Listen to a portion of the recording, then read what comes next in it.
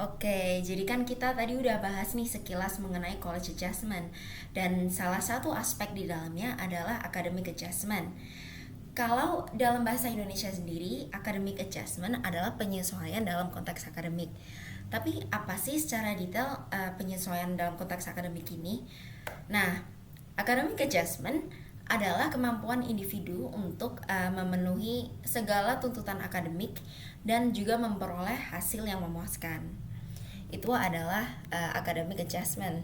Dan di dalam academic adjustment sendiri terdapat 4 aspek lagi, yaitu individu memiliki motivasi belajar dan memiliki tujuan akademik yang jelas.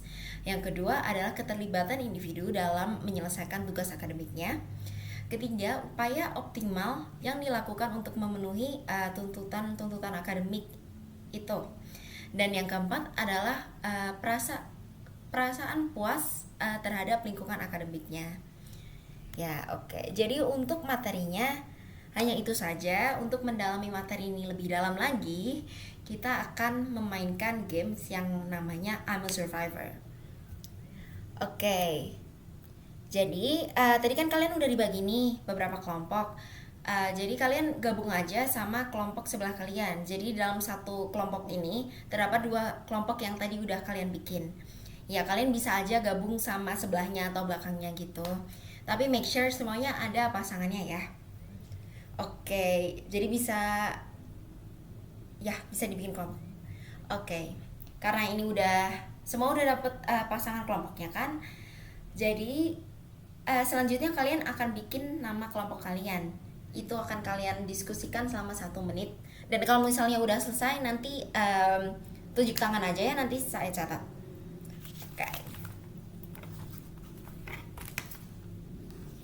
Oke, kita semua udah ini semua udah ada namanya kan? Oke, jadi next aku akan membagikan kertas HVS ini dan juga kasus-kasus di dalamnya. Setiap kelompok bakal menerima kasusnya sendiri dan kertas HVS-nya sendiri. Untuk kegunaan HVS dan kasusnya nanti akan aku jelasin ya.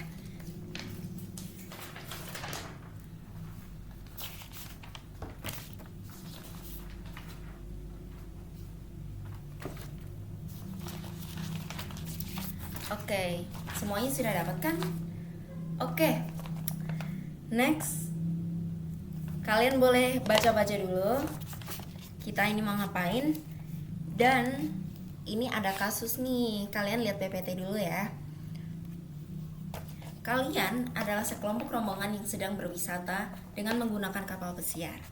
Di tengah-tengah perjalanan terjadi badai yang dahsyat sehingga menimbulkan kebocoran pada lambung kapal dan kapal perlahan-lahan mulai tenggelam. Oke. Sebagian besar barang-barang berhamburan dan tidak dapat diselamatkan. Untungnya terdapat 4 buah sekoci yang dapat digunakan. Oke.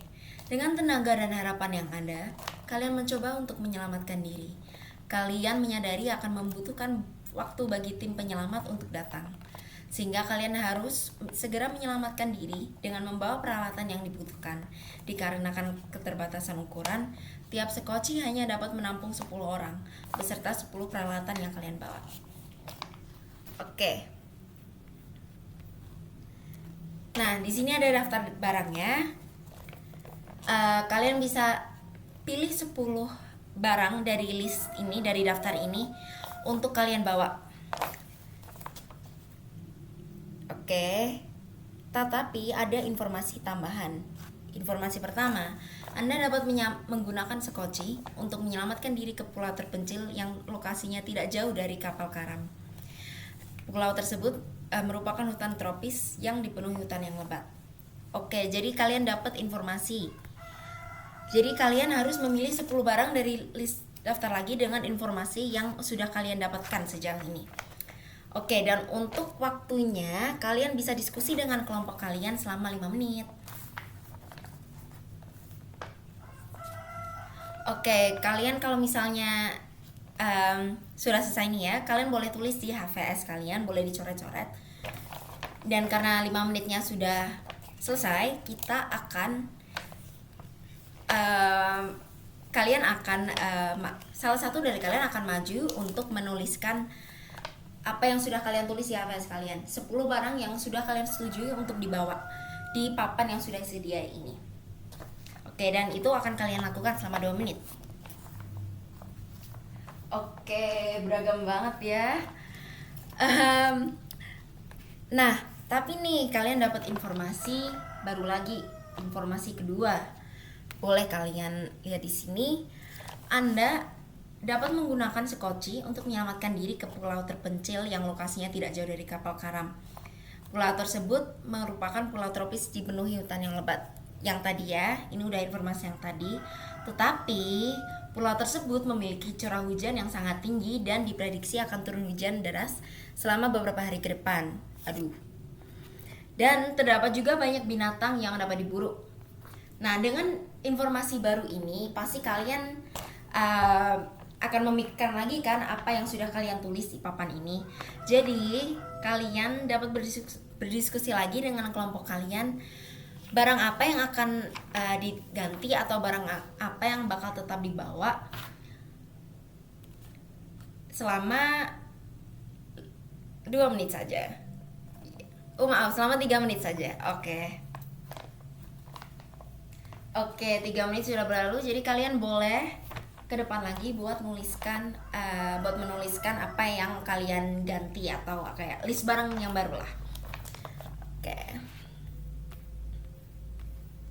Oke. Karena ini 2 menit sudah berlalu, kalian mendapatkan informasi ketiga. Waduh, apa tuh? Oke, informasi yang ketiga adalah dari informasi-informasi sebelumnya, kita akan menambahkan informasi. Di pulau tersebut terdapat bekas bangunan yang masih kokoh berdiri. Bangunan tersebut terakhir digunakan 2 tahun yang lalu. Di dalamnya masih terdapat perlengkapan dapur dan lengkap dan berfungsi. Selanjutnya ada informasi baru lagi nih. Sebelum menaiki sekoci, penumpang kapal memperoleh informasi bahwa dalam waktu 3 hari ke depan akan ada tim SAR yang datang untuk menyelamatkan para penumpang yang terdampar di pulau tersebut. Oke, dengan informasi yang baru ini kalian boleh lagi mengganti atau menetapkan barang-barang yang kalian akan bawa dari list barang yang tadi. Oke, diskusi akan dilakukan selama 3 menit lagi. Oke, waktu diskusi sudah selesai. Next, kalian kembali akan menuliskan di papan tulis apa yang sudah kalian diskusikan, apa barang-barang apa saja yang akan kalian bawa di papan tulis. Oke, jadi ini sangat beragam ya. Banyak barang-barang yang dibawa satu kelompok tapi nggak dibawa kelompok lain tuh. Agak banyak ya, perbedaannya agak besar juga. Nah, tapi aku mau tanya nih, kenapa ada yang berubah, ada yang tetap kokoh buat milih barang-barang ini? Coba, ini kita di sini ada kelompok 1. Nah, kelompok 1 tetap nih, dari tadi perasaan gantinya cuma 1 barang aja ya. Jadi boleh dijelaskan kenapa tuh kelompok 1? Atau perwakilan aja maju buat jelasin apa sih yang kalian diskusin tadi? Oh, oke. Jadi gitu ya prosesnya. Oke, boleh. Selanjutnya kita ada kelompok 3. Oke, kelompok 3 ini barangnya dari tadi berubah dulu ya. Kayak kalau misalnya dilihat nih dari list yang pertama sampai informasi yang ketiga tuh kayak beda banget. Tapi nggak apa-apa, mari kita kayak selidiki kenapa itu bisa terjadi ya. Oke, jadi gitu. Iya. Jadi bisa disimpulkan kan ya, ini tuh mindsetnya, pemikirannya, prosesnya beda-beda semua. Nah, tapi kenapa sih bisa kayak kalian bisa menetapkan antara aku mau barang itu tetap di skoci aku, atau aku mau barang itu dibuang dari sekoci aku. Kenapa sih bisa itu terjadi? Nah, kan tadi kita semakin menambah informasinya ya, semakin menambah informasi mengenai pulau tersebut dan semakin kebayanglah pulaunya. Jadi kalau misalnya ini itu adalah sebuah analogi ya, tapi kita terapkan pada kehidupan nyata. Jadi semakin jelas tujuan kita, semakin jelas semakin jelas permasalahan kita, apa yang harus kita buat, rencananya untuk mencapai hal tersebut juga pasti akan semakin jelas. kan tadi nih ada nih yang apa namanya, begitu dengar kalau misalnya curah hujannya tinggi langsung bawa payung, kok payung apa namanya, ya payung ya, oke, langsung bawa payung. Tapi kayak kenapa sebelumnya nggak bawa? Itu karena kalian mendapatkan informasi baru, kalian mendapatkan informasi yang lebih detail mengenai pulau tersebut, sehingga kalian bisa untuk mencegah segala kejadian yang tidak enak lah, begitu. Nah, nih mengenai tujuan nih, kita di sini mau kalian inget-inget lagi apa tujuan kalian masuk ITB. Dan apakah tujuan tersebut sudah jelas? Apakah kalian dapat mencapai tujuan tersebut dalam kurun waktu yang tertentu? Nah, misalnya belum, kita akan berlatih mengenai SMART goals. Itu adalah materi kita selanjutnya.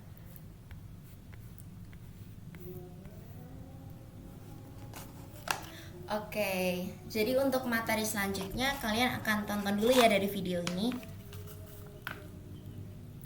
Oke, videonya karena sudah selesai, kita mungkin bakal recap dikit ya apa yang sudah kalian tonton tadi. SMART goals. SMART itu kesingkatan dari apa? Betul sekali, dari specific, measurable, achievable, relevant, and time bound. Nah, untuk spesifik ini sendiri, tujuan kalian tuh harus spesifik, tidak ambigu atau memiliki apa ya, makna yang dua gitu loh. Kalau misalnya orang lain baca itu atau kalian sendiri baca itu, kalian bingung kayak ini sebenarnya tujuannya apa sih, kayak apakah aku mau mencapai tujuan satu ini aja atau juga kayak tujuan-tujuan lain gitu. Nah, itu yang dinamai dengan spesifik, harus dengan menggunakan bahasa yang lugas. Yang kedua adalah measurable. Kalian harus mempunyai cara untuk mengukur tingkat kesuksesan atau tingkat kemajuan dari pencapaian kalian. Dan selanjutnya adalah achievable, adalah realistis, tidak terlalu sulit dan tidak terlalu mudah. Nah, buat achievable yang dimaksud ini sendiri itu mungkin ya kalian pasti harus mimpi sebesar-besarnya mungkin ya. Tapi kalau misalnya kalian juga kayak harus memperhitungkan kespesifikan atau tadi measurable atau nanti bakal ada time bound, yaitu batas waktunya, kalian pasti juga harus realistis juga. Apakah ini dapat digapai dalam waktu yang ditentukan, goals yang ditentukan, atau membutuhkan apa ya, goals yang lebih besar lagi, yang lebih lama lagi. Nah, itu harus kalian pikirkan juga. Yang keempat adalah relevant.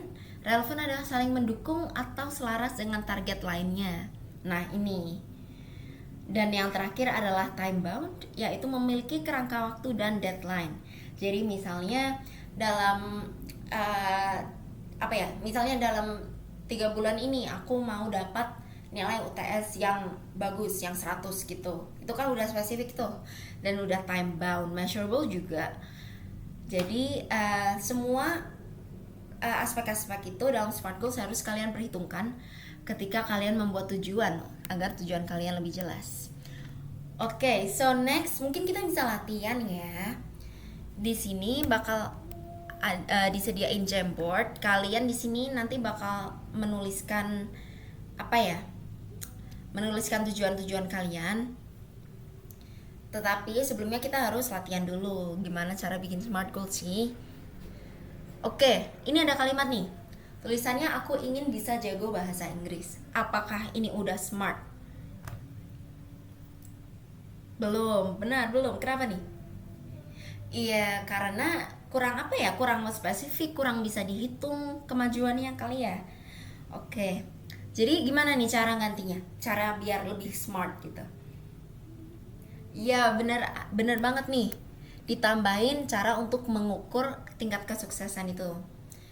Jadi yang kita dapat di sini adalah aku ingin dapat skor TOEFL 600 pada 2 bulan ke depan agar aku bisa lolos seleksi administrasi pertukaran pelajar ke luar negeri. Oke. Jadi bentar, diskusi aja dulu kali ya. Kayak mungkin ada yang mau sharing gitu mengenai tujuan mereka masuk ITB. Itu adalah untuk apa ya? Untuk menjadi akademisi atau untuk apa membanggakan orang tua atau karena disuruh orang tua, apa aja deh. Kalau ada yang mau sharing boleh banget ya. Oke, apresiasi banget buat kalian yang tadi udah mau maju. Em, ya, jadi kita tadi udah denger ya, beragam banget nih tujuan-tujuannya. Tetapi apakah kalian bisa membuat tujuan itu menjadi SMART goals? Jadi kita mau berlatih itu. Jadi kita balik ke Jamboard yang tadi sudah yang sudah ditunjukkan di sini. Kalian boleh join dan tuliskan tujuan-tujuan kalian untuk masuk ITB. Dan selama di ITB kalian mau ngapain aja itu boleh juga. Dan kalian tuliskan di sini di Jamboardnya. Oke, karena ini totalnya udah 40 juga ya jawabannya, jadi bolehlah kita bahas. Eh, Oke, kita lihat di sini banyak banget ya, kayak apresiasi banget buat kalian yang udah menuliskan tujuan kalian dalam bentuk SMART goals. Oke, jadi di sini oke. Ini di sini semuanya menurut aku udah smart semua ya, udah spesifik, udah measurable, udah achievable, relevant dan juga time bound. Oke, jadi apresiasi kalian udah bagus banget nih jawabannya. Oke. Nah, dari tujuan-tujuan kalian ini pasti ada prosesnya kan? Kayak ada proses pas kalian masuk ITB dan ada juga proses pas kalian mau mewujudkan tujuan kalian saat kalian masuk ITB, iya kan? Nah, jadi untuk prosesnya sendiri itu bakal panjang, maka kita bakal menonton video yang dinamakan Process is a Long Journey. Oke, boleh ditonton videonya dulu ya. Oke. Sharing yuk. Oke, jadi dari video tadi adakah yang relate? Oke, pasti ada ya. Aku pun juga kayak gitu. Tapi ada nggak sih yang di sini yang mau sharing gitu mengenai apa ya? Mungkin kenapa kamu ngerasa relate sama karakter yang tadi, atau mungkin hambatan yang lain juga boleh kok. Pokoknya sharing tentang hambatan kalian yang apa ya, yang bikin kalian tidak bisa mencapai tujuan lebih cepat. Gitu, boleh ya? Oke, tepuk tangan dulu dong ya buat ini yang udah mau maju. Nah, jadi kita bisa ambil kesimpulan kali ya dari jawaban-jawaban teman kalian dan juga videonya tadi, kalau kebanyakan orang itu menunda-nunda tugas karena antara rasa takut atau rasa malas. Nah, kenapa kayak rasa takut tuh malah bikin kayak kita menunda-nunda kegiatan kita ya, menunda-nunda tugas-tugas kita ya? Itu tuh karena banyak orang yang takut akan kegagalan. Jadi mereka kayak takut untuk mencoba dari awal karena mereka kayak ketakutan mereka itu bakal gagal. Jadi ngapain kerja dari jauh panjang hari atau kerja keras dari jauh panjang hari kalau misalnya hasilnya gagal. Jadi kebanyakan orang tuh didorong dengan bukan didorong ya, dihambat dengan rasa ketakutan itu sendiri. Oke, jadi next kita akan memainkan games dengan nama Into the Wild. Oke, jadi di sini akan dibagikan kasus kembali. Oke, kelompoknya masih sama kayak yang tadi ya. Jadi kita akan membagikan kasus-kasus ini.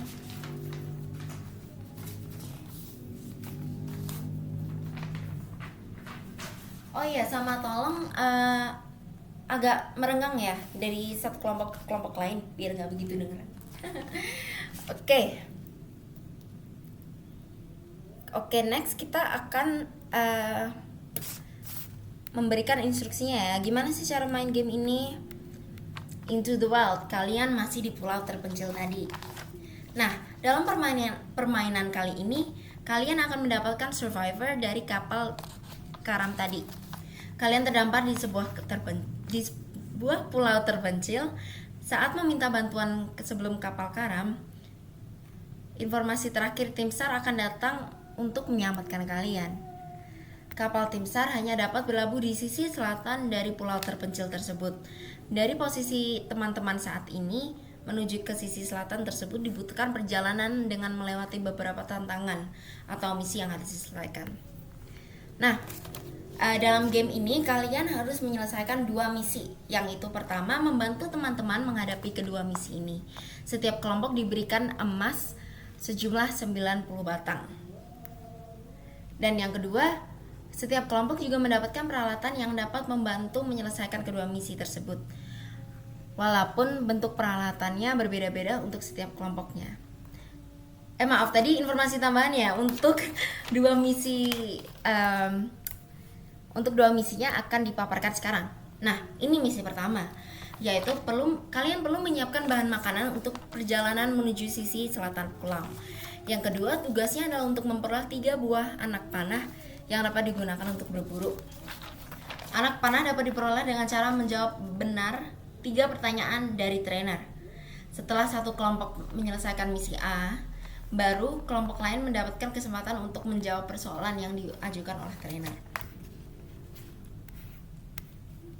Dan dalam menjawab pertanyaan tersebut hanya diberikan waktu 3 menit totalnya ya.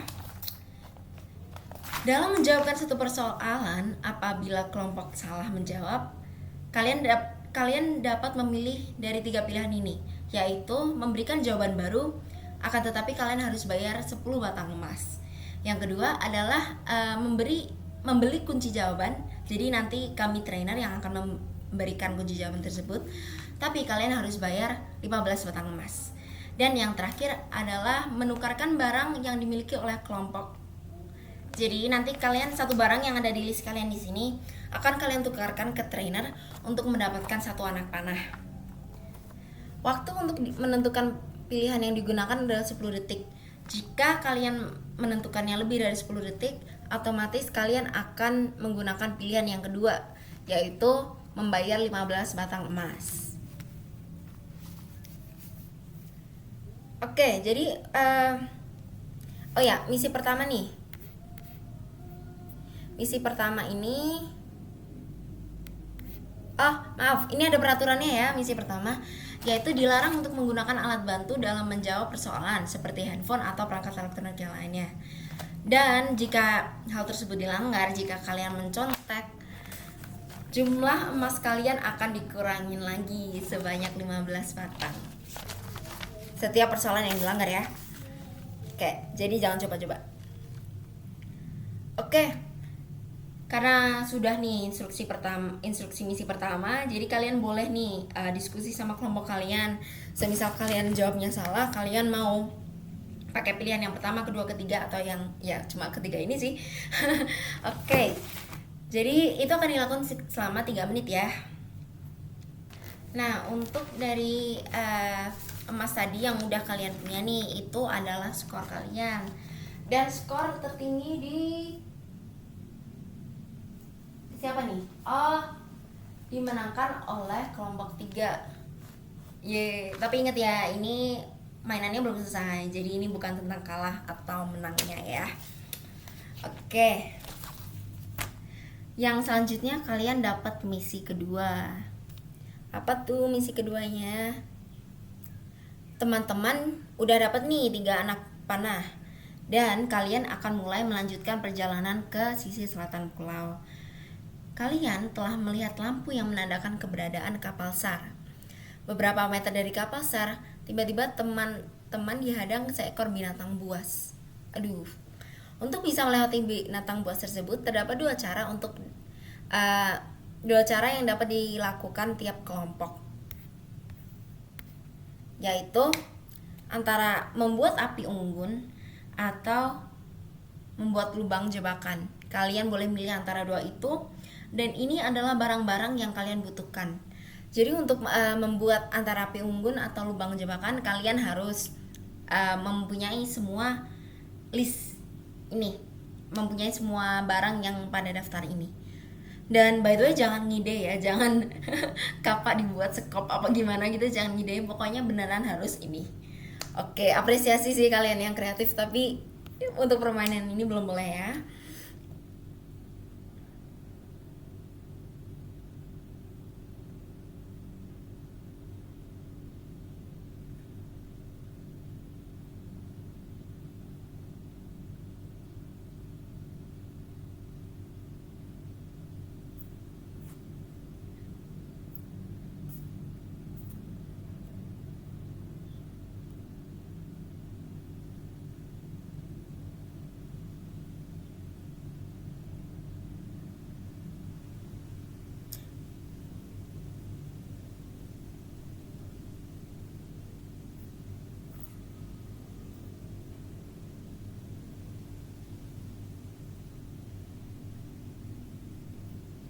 Oke, karena waktunya sudah habis, em, jadi boleh ya kita umumin kelompok mana yang pertama kali menyelesaikan kedua misi tersebut, dan juga emas yang paling banyak.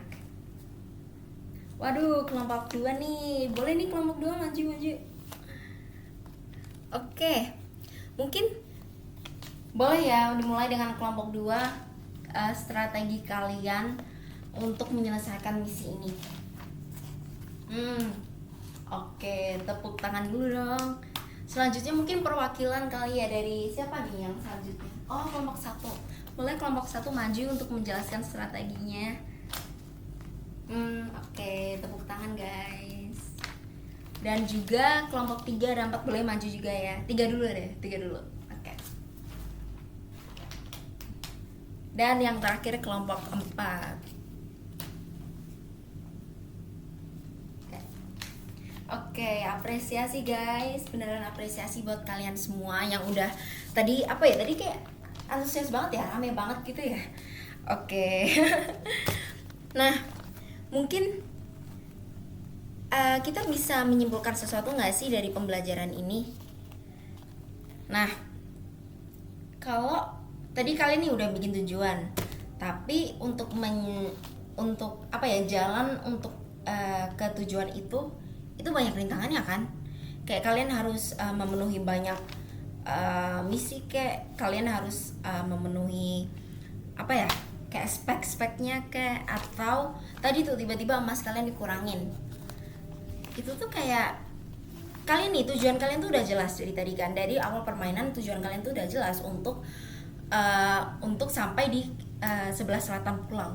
Tapi ada aja rintangan yang menghambat kalian untuk datang ke sebelah selatan pulau. Tadi emas kalian dikurangin, terus tiba-tiba ketemu hewan buas, terus ya banyak lah ya. Nah, tapi apa sih yang bisa kita ambil dari situ? Kalau bakal tetap banyak rintangan, dan itu adalah tanggung jawab kalian sendiri untuk beradaptasi setiap kali kalian dihadapi oleh rintangan-rintangan tersebut. Oke. Oleh karena itu, semua orang pasti harus siap dan siap untuk menyesuaikan diri dengan segala hambatan yang mungkin muncul. Nah, gimana sih caranya untuk menyiapkan diri dan untuk survive gitu dalam konteks ini academic adjustment ya? Yaitu satu, bersifat proaktif. Kalian harus proaktif dalam mencari informasi untuk menyelesaikan masalah kalian.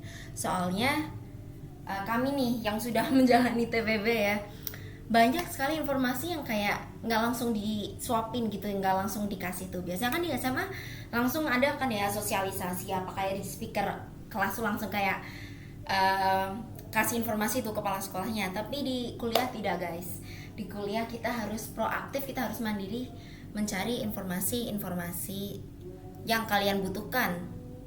Yang kedua adalah kegigihan. Dari tadi nih setiap kali kita bilang apa ya, kayak kasus tertentu atau kayak tambahan informasi tertentu, pasti aku lihat aja kan ya, ada raut-raut wajah kalian yang kayak kaget, terus kayak ini kenapa dikasih cobaan mulu sih. Nah, Tapi dalam kasus dunia nyata itu pasti bakal terjadi. Jadi buat kalian yang sedang dihadapi dengan rintangan, kalian harus tiba-tiba di tengah jalan tadi, sepanjang perjalanan kalian ke sisi selatan pulau, tiba-tiba ada jeglongan tuh apa ya, itu kayak bahasa Jawa gak sih, kayak tiba-tiba kayak ada lubang gitu yang bikin kalian kesandung terus jatuh gitu. Tapi kalian tetap harus gigih, kalian tetap harus kalian tetap harus membayangkan tujuan kalian, tujuan awal kalian di kepala kalian.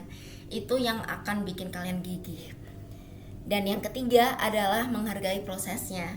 Pasti prosesnya nggak bakal selalu lubang, atau kadang-kadang pasti kayak bisa mungkin kadang-kadang tuh kalian jalannya mulus banget nih, bisa lari, bisa nge-sprint sampai tujuan akhir kalian.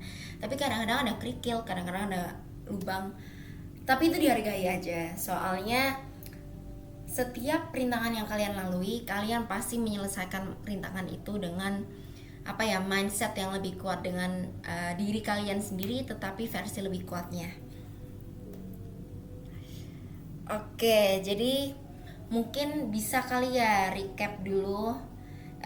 Hari ini kita udah belajar apa sih? Kayak pembelajaran apa yang sudah kalian dapatkan lah. Boleh satu orang tunjuk tangan. Oke, boleh deh kamu. Iya, oke, benar banget. Jadi kita tuh harus menentukan tujuan yang jelas. Terus juga proaktif mencari informasi mengenai mengenai proses untuk mencapai tujuan-tujuan tersebut. Terus kita juga harus tetap gigih, nggak boleh menyerah, nggak boleh gampang menyerah. Dan juga harus menghargai setiap prosesnya.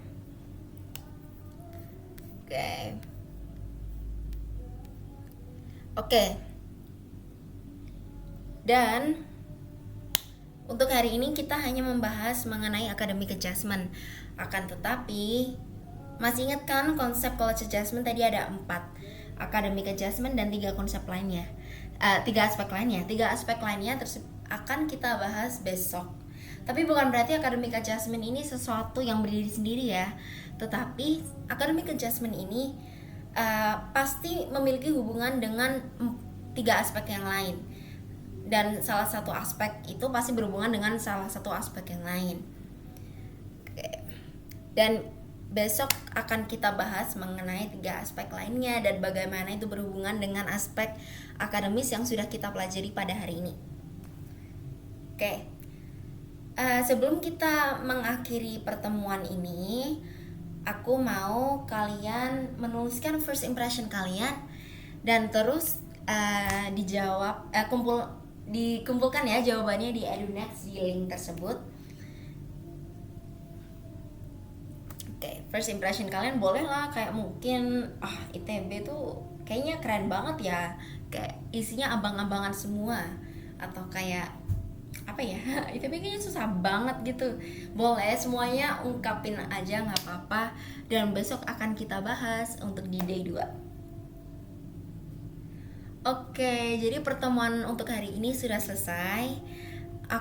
Kita di sini mau apresiasi banget atas keaktifan kalian, antusias kalian. Soalnya benar tadi tuh kayak nggak expect aja gitu loh, kalian tuh udah kayak semangat banget gitu pagi-pagi tadi jam 7 ya, jam 7 udah mulai, tapi kalian tuh kayak semangat Kak, kita semangat banget. Tapi jadi moga-moga semangatnya besok tetap masih ada ya, jangan habis hari ini ya. Jadi makasih banget sekali lagi, dan untuk kegiatan hari ini kita sudahkan saja ya. Makasih teman-teman, sampai jumpa besok ya.